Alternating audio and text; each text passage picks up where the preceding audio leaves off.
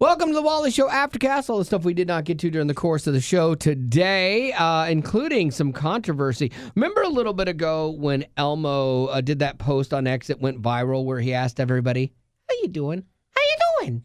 Elmo wants to know how you're doing." That was a good one. That last one was good. Oh, thank you. But and people, I don't know why, people are so not gullible, desperate. I don't know. They're like, "Oh my gosh, that harkens back to my childhood, and that meant so much to me." Really? Okay, whatever. I like Elmo. Why are you taking away the people's feelings? I don't know. Don't discredit them. Yeah, I'm just like, whatever. I don't respond to that kind of stuff. Like, oh wow, Elmo gets me. Because I will say that whenever Steve from Blue's Clues did that on TikTok, yes, he did, and that actually did get me. I was like, oh, I was 5 and loved that show. I don't know what it would take to move my black soul anymore. From something from my childhood, like I watched Speed Racer or Captain Kangaroo. Like if Captain Kangaroo came back from the dead and was like, "Hey guys, how you doing?" I'd be like, "Wow, that's kind of cool." But he came back from the dead. I don't know if him just saying you can be all you can be would matter to me. I think you would wilt like a little daisy. Yeah. If you were at an F1 car racing show, race, and your favorite racer, Max won, Verstappen, and the confetti rains down, and they're holding the cup or whatever, and you'd bawl like a baby. He points at you and says, "Thank you." Well, that's different. That's different. But if Max Verstappen gets on his socials and is like, "You know what? You can be anything you want to be." I go, "That's not true. I can't be an F1 driver. Those days have sailed." I don't get. It takes a lot to inspire me. And a simple just, "Hey, how you doing, boys and girls?" Like that's not going to do it for me. I sure hope no one tuned in to be inspired today. I know. Because they're not getting it. It's You're like barking up the wrong tree. But it's like what we do with radio is that we open up the microphone to let people call in and tell their stories or say how they're doing. Yeah. In essence, it's just Elmo doing it on Twitter. Oh boy. That's Mickey. But what happened was, this is funny. It blew up. It resonated with people. Well, now there's another post from Elmo on X that had to be taken down because of racist and anti-Semitic rants. No, not Elmo. Oh, he did. He went all in. No. Yeah. Apparently Elmo got hacked. I knew it. This does mark the first time in my entire life that I've ever believed it when someone said I got hacked. There've been politicians and stuff that did bad things. They're like, "I got hacked." No, you didn't. You did not get hacked. You got caught. You did not get hacked. But Elmo, I think this one, I do think he got hacked. And I'm curious, though. He has 650,000 followers on X. X is not a place I would expect people to be following Elmo, No, that is kind of odd. It's like political discourse and just, I don't know. It's just a bastion of mess that we stay out of. We don't have any presence on X, Twitter, whatever it used to be. I love Twitter. Do you really? I'm on there all the time. Are you really personally? Oh, yeah. If it's for me, it's TikTok, Twitter, and then Instagram. Twitter's just mostly for sports stuff, though. I'm TikTok, Instagram, and sometimes I get confused as to which one I'm on because the content is the same on both for me and my algorithm, except when I can't fast forward. Then I go, "Oh, I'm on stupid Instagram." Now. Really? Not every video though. There's other videos where I'll go to fast forward, it won't let you. Some of them you can. You should try again. Yeah. Because every one that I've done. Really? Yeah. I wonder if there's a length to it. Like if it's a shorter one, it won't let you fast forward. I don't know. Yeah, it's really frustrating. But I'm curious about how the AI bots monitor accounts. Or do somebody posts, "Hey, this doesn't sound like Elmo," and then it cues them in to go look at it? Or is AI so good and trained to look for things that are, I think, inflammatory? Well, Gavin would know this, but can't you right there, right then, kind of like what they do with Facebook, you can right click or something and report it as spam? Yeah. 100%. I do it a So lot. I bet that's what happened. You do it a lot? Are you Karen on Twitter? Well, just, I'll see stuff that, it just looks so outright cruel or inappropriate, too. Yeah. Because they profess to be really good at monitoring all that kind of stuff, but then all of a sudden you're looking at something that you shouldn't be. And I will tell you this. TikTok has leveled up on racist jokes. It is, and it's all these AI created ones. There's these gorillas or Bigfoot that do these real quick hit AI, and they're all, or the car dealer ones, they're always super racist. Yeah. And the thing about it is it's yeah, it's easy. I mean, it's obvious. It's what is being said, the joke is offensive, but it's designed that way. Like they're purposely going so far over the top. And again, I think this is a reaction on social media to how liberal things had gotten, where those things were just as inflammatory to like conservatives, like the lunacy that was going on and what people try to make you believe. And then when the pendulum swings back, I think now they're going, okay, well, we're just going to be as inflammatory as possible. It's kind of like comedy clubs. Comedy clubs, when everything gets like politically correct, comedy clubs explode because it's one place that you can go, you can just make a joke and you can just laugh and it's like, oh, that's a groaner, but it's just a joke, kind of thing. I'm going to play this tomorrow, actually. I got to cut it up first. But there's a Christian comedian, Michael Jr. I found this yesterday on TikTok, who did a "Your Mama So Fat" joke.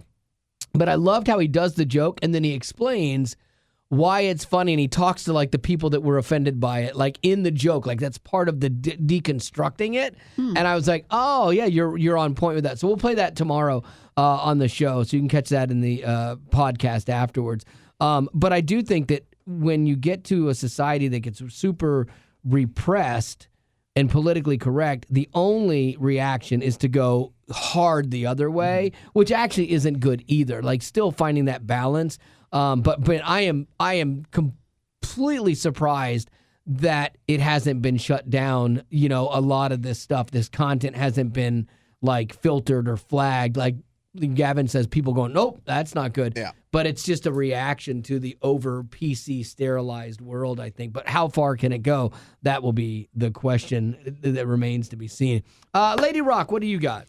So you and Gavin both went and saw the new F1 movie. Yes, we both liked it. Gavin, I think, even liked it more than I did. Yeah, I thought it was solid. It was a very good sports movie. So, well, I haven't seen it. I don't care to see it. But Brad Pitt, he is 61 years old. Did you think he looked that old in the movie? I would say no. No, I would he's say weathered 50s well. Still. Yeah, like he's got a little bit of a weathered face, but like it's still stunningly beautiful. Well, according to one Turkish plastic surgeon, he speculates that because he saw in the movie that Brad had a small scar behind his ear, that could be due to a facelift. And so some are claiming that he's had to have multiple facelifts. And some even say, well as embryonic stem cell injections and platelet-rich plasma injections. Boy, that's a lot. Because guys get off easy in Hollywood. Guys get to age gracefully. Guys in general. Yeah, women do not. No. And so it's not fair. It's a double standard. But like, if you look a little more haggard or a little rough, like that plays in your favor as a guy growing up and getting different roles. He definitely does look like he's had some work done, because there's times where you're like, is that Brad Pitt? Now, like I said, I haven't seen the movie, but I would find it hard to believe he's had a facelift. I would not find it hard to believe if he had these stem cell injections and plasma injections. I heard or read where Khloe Kardashian, where she had talked about all the work that she had done. And one of them was it's a string, but it dissolves kind of like stitches. Yeah.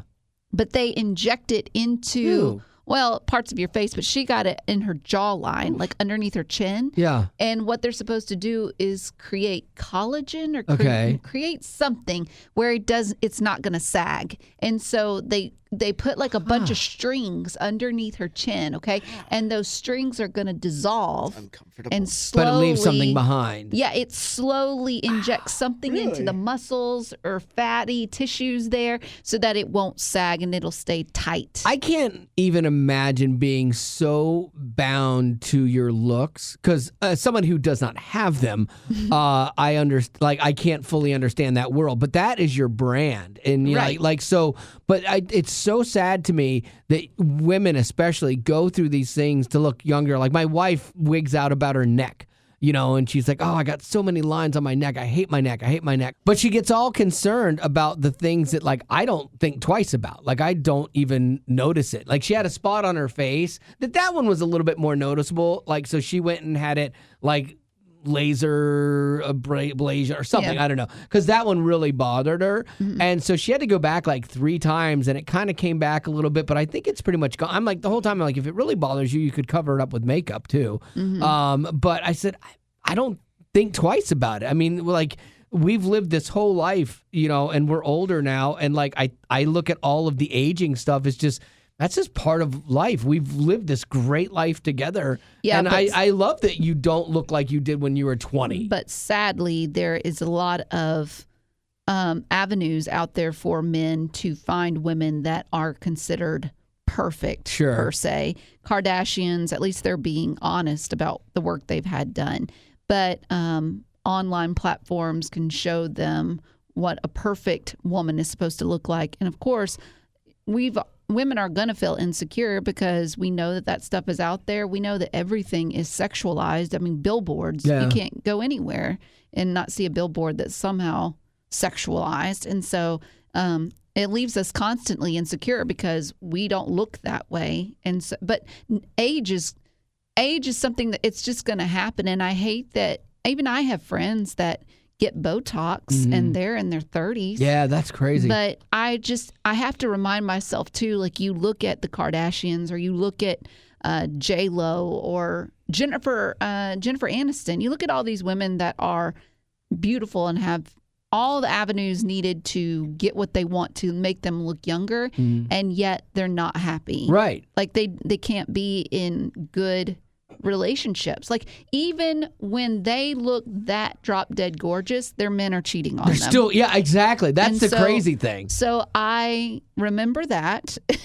and remember that the guy that is going to be attracted to only wanting a girl that looks perfect is not the right man. No. Like he has problems himself.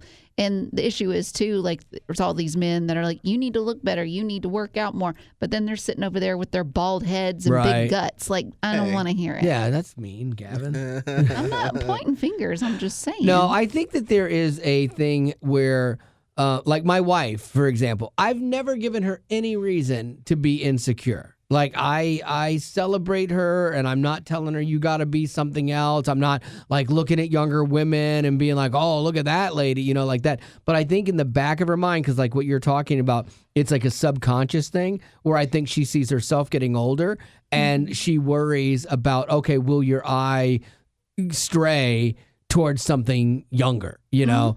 And then I have to remind her, look at me. Like, what are the odds of me pulling something in the 30s? It's not going to happen, lady. You're going to have to, like, make a lot of money. Yeah, like, you married, like, right in the pocket of someone who's desperate enough that they have to stay with you. So you're good. Like, you did the right thing. I'm not a Brad Pitt and stuff. So, but no, I know that she kind of, I subconsciously, if nothing else, like, worries about that stuff. You know, no matter how much I try to reassure her, I think there's an element of that insecurity in there. But you need to put on weight. That'll help her. Now that's one area where we do discuss, and she's like, you're just trying to get smaller than me. I'm like, absolutely. That's one thing I was telling Haley, my goal for like body or for weight loss, and she's like, I don't know if I want you to be this close to what I weigh. Yeah, then you're like, well, hey, that's on you, girl. You start to get this like weird comparison when you've got the one person you can see every single day. Yeah, like, man, they are working so hard. Yeah, that I can understand if that made you go, I'm not doing anything. That's the hard part. Enough. Well, and if you weigh more than your husband, oh, that would be rough. 100%. Yeah, I can't. Yeah, that are you going to? No, not a chance. That's a hard part too. Like where if you say, I'm going to make a life change and I'm going to do this for me. But then, like, say your spouse isn't on board and then they don't, they could see it as like, well, you're doing this for some other reason or whatever. It's like, no, this is for me. I don't want to look the way I look. And then they take their insecurity and kind of put that on you. And then it can either force them into doing something they don't want to do, and that's, lose weight that they weren't wanting to do, or the opposite direction where they just kind of go, well, I'm not doing anything, And it's hard. That's a weird thing. Like I think my wife has hit her place where she's good with how she is. Like as far as like her weight, I think she's hit that place where she's like, I want to maintain this. You know, and so I'm like, good. I not ever once I go, well, what if I lose 5 pounds and you lose 5 more? Like, it's not that kind of a contest. Yeah. Like, I'm like, if you're good where you're at, that's great, and do what you need to do to maintain that. I'm still not where I want to be every day, and so I'm going to keep working towards that. Yeah, like I think that there are things that within your marriage, like super important, be equally yoked, all that stuff. But it's you're not always going to be like equally ambitious or equally hardworking in situations that, yeah, like Haley, if she would say like her dream weight would be 10 pounds away. Mm-hmm. Mine is 60. Right. That's a lot more work that I'm going to. That's a lot more work than her. Yeah. And she's actually very comfortable with like not doing a ton of exercise because she like inherently. Does that bother you if you're working out a lot or trying to eat right and then she's not? No, Okay. because I'm not going to let somebody else's way of handling their life impact the way that the choices that I get to make every day. See, but the hard part is though when you're not on the same page, like last night, for example, last night. So my wife was like, hey, do you want dinner tonight? Because we'd had like a lunch later in the afternoon. It wasn't a big lunch, and I wasn't super hungry. And I'm like, so I was on the fence. I could have gone without it and been fine. But then she was like, oh, I want to eat. I'm like, okay, that's fine. But then it makes me go, well, I'll have lunch, I'll have dinner with you. And so then I ate. And then inside she's going, I know, right? Or like if she's like, oh, well, let's just go out to lunch today. Well, because if she's hit her place, and so she knows what she can maintain, but I'm not there yet. That's hard for me or frustrating for me because then I'm like, well, I don't want to not go out to lunch with you. But I also don't. So then I have to continue to be smart inside of going out to lunch. So it's still not as much fun because I'm not eating what I would like to eat out there, you know. So, I think we got an interview I got to go to and do. So I think that's going to have to do it for your Aftercast for today. No birthdays, correct? Nope. Okay. Well, thanks for being a potty. Growing up in poverty has never been easy for children, but with the added challenges of the pandemic, conflict, and natural disasters, families around the world are facing an unprecedented food crisis. Unfortunately, those who are already hungry are now even more desperate. But by sponsoring a child through compassion, you can help provide life-sustaining essentials such as food and clean water. And with your compassionate support, that child can not only survive, but also flourish. You can find out how and choose a child to sponsor when you click on the compassion banner at wayfm.com.